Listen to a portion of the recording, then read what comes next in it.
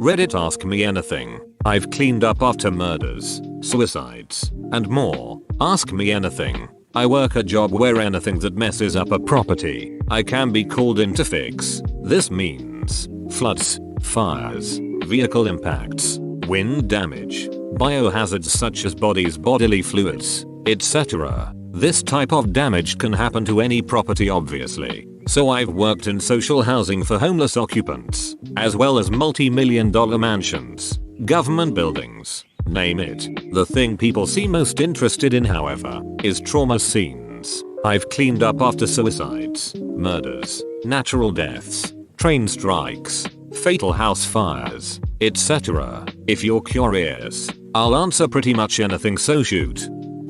Okay, I have a few haha. Does cleaning up trauma scenes upset you in any way? Does it make you uneasy, nauseous, emotional, or anything like that? Does it bother you, or are you numb to it now? Are you told what the scene incident is before you clean it? Do they give you details? Do you have the option to deny cleaning up a certain scene? How long does it usually take you to clean up a trauma scene? What's the longest it's taken you? Hope you're doing okay. I feel like that's an emotionally tiring job.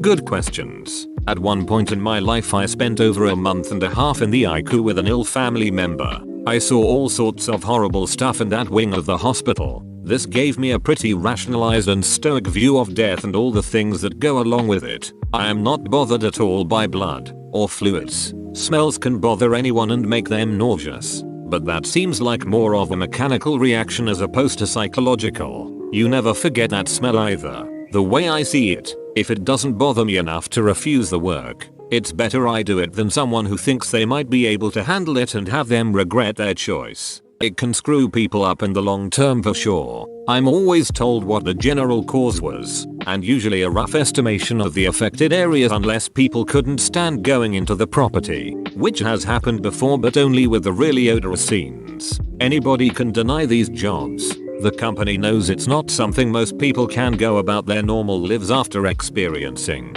It usually takes about an 8-hour workday or a bit more sometimes to wrap up those jobs. Longest is when you have blood stretching across a house. And to make cleaning a little more meticulous, the forensics teams in the case of crime scenes circle every spot of blood, no matter how small, with Sharpie, so that takes a lot longer to clean. The longest I've spent was definitely the axe murder, which was just because of the area. Other types of scenes where there's not much mess, but a very pungent smell that sticks to everything, can take months to get back to livable. All sorts of different equipment and chemicals are brought in, used, and monitored for weeks or however long it takes. In rare cases the house apartment will need to be gutted to remediate the odor. Appreciate the kind words. I'm doing great. Live a pretty average life. I don't do this work every single day. It's mostly floods, fires day to day, but I've been in the industry for long enough now that I've had my fair share of traumas. Whoa, that's insane.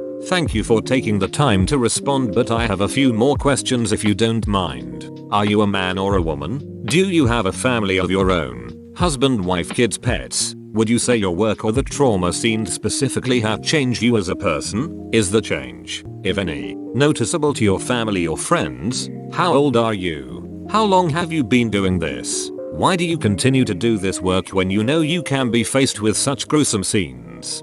I am a 23, almost 24-year-old man. I live with my girlfriend. No kids. No pets, but I love dogs more than the majority of people and will definitely have one when I have a yard again. Trauma scenes, I'd say, have made me take a step back and look at the big picture of what's important in life, especially when people die alone and nobody knows for weeks. As far as how my job in general has changed me, I'm much more compassionate and much less nihilistic than I once was. Customer service in the midst of death and disaster is very hard to be a part of, but if you get good at making people feel like everything is gonna be okay, then it feels like I'm getting something out of it at the end of the day. It's made me more honest as well. I've found thousands of dollars completely unknown to the occupants and handed it to them. Even though years ago I would have taken it, I've learned a lot about people. I've met heroin addicts with nothing left except a mattress, and I've met billionaires who freak out because I left a piece of tape on their wall. Nobody has known me long enough to really notice a change in me from it that didn't just look to them like I was growing up. I continue to do the work since I've been doing it for about a decade now. And I'm very good at my job. And so that nobody else has to do it since I'm not bothered by it. You've been doing it for a decade. So since you were 13/14, did you clean up trauma scenes at that age, or are those something you started doing once you were older/18 plus? How did you get into this work? I was working summers full time on break from high school. First trauma scene I did was about 5 days into the job when I was 15. But the year prior to that I wasn't in the field yet, just managing the warehouse equipment. That first job, since I assume you'll ask, someone jumped in front of a subway train and was dragged along the track. So imagine you're 15 and the cops are lifting the subway station gate to let you in so you can clean up the bloody track and then the bottom of the train back at their shop. After a lesson of how not to destroy their $1 million train engine, of course LOL, I got into the work through a family member who had been doing it a few years at that point. Have you ever been asked to clean up a crime scene by a criminal organization? That would be a negative LOL. Always wondered if they hire ex-restoration guys though. Would be smart. So what's the worst scene you've experienced? Most disturbing was an axe murder where it was very easy to tell exactly what happened and where, as the conflict moved from the living room, through the kitchen, then to the back porch, and blood spatter as well as axe marks, dents and everything followed the entire way through the house. That was a disturbing one, but worse is a term that could be used to describe a lot of things you come across in this industry LOL. How about a close second? The second one. This guy jumped in front of a subway train in the station. He landed feet first and was hit in the knee by the metal buffer, which dented from his kneecap. It broke his leg and he went down and was knocked out by something under the train. That's all I knew when I went to site. So we get there, power to the tracks is shut off and trains halted. Obviously, there's a big puddle of blood from side to side of the track and then blood drag marks for about 60 feet down the track from the firefighters climbing that far under the train to drag him out. There was syringe caps and gauze wrappers all over the station platform from EMS. We got to work cleaning and I immediately started finding skin and hair on the track against the pieces of metal holding the tracks to the concrete. After we cleaned up the blood, which probably took under an hour, we had to rush. Time is money. We had to go to the other end of town where we had to stand under the train at the turntable service center for the subway and clean any areas where we found blood on the bottom of the train. This is when I saw the disturbing bit.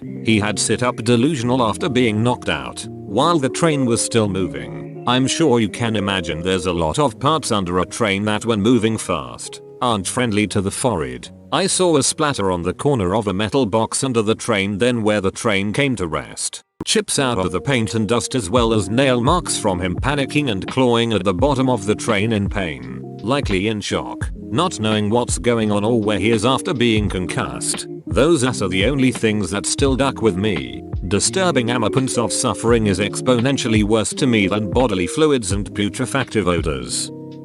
How much is your bi-weekly paycheck? If I was working only doing traumas for 2 weeks, it could easily be $3,000 and up. You tend to get time and a half cleaning up trauma scenes. Normal pay is closer to $2,000 a check for regular flood and fire work.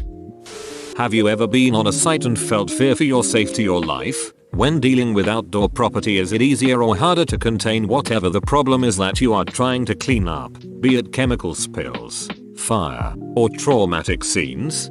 The fear for my life is more being around drug addicts that aren't all there. One guy pulled me across his apartment by my sleeve and pointed out that some reflective sheathing under the laminate floor we removed was shiny like a diamond, therefore worth millions, and that some secret benefactor must have left it there for him. I left every piece for him in a pile after telling him if he touched me again I would end him. Indoor claims tend to be harder to wrap up because of all the porous materials in houses, as well as things that are unaffected that either have to get packed to storage or site protected. Outdoors you can do whatever you want without needing negative air systems, or watching how much water you're spraying, etc. Obviously there's exceptions to all this in certain situations, but it'd rather be shoveling up a torched car outside than a torched living room inside. I used to work with a guy who used to be in a cleanup crew like that. He said there was this one time someone tried to kill themselves with something, can't remember what, some sort of acid maybe, and it literally burned a hole through his stomach and intestines. All of his intestines and stomach and stuff were exposed and melted into the bed and floor. He said it haunts him still. Have you ever seen anything like that? Those parts of your body with caustic fluid in them do that anyway if left to their own devices. I know guys who have had to use concrete grinders to get bodily fluids out of the foundation floor. Sometimes, people are found because a mysterious brown-black ceiling stain is seen in the apartment below before anyone realizes what the smell is. But yeah, my last trauma scene was just like that. Guy sat for about a month and melted into his bed. When his body was taken off scene, they basically poured him onto his bed and carpet before getting him into the bag. Nice thing was, there was a synthetic mattress cover on his bed, so it was an easy cleanup. The smell was the hard part. What's worse to touch? A cold limp body, or a stiff body rigor mortis? I'm not a coroner or medical examiner, but the ones I've talked to aren't fans of picking up rigid cadavers. For anyone misunderstanding, the coroner takes the body, or as much as they can. We clean up the leftovers. How long did your bio-recovery training take?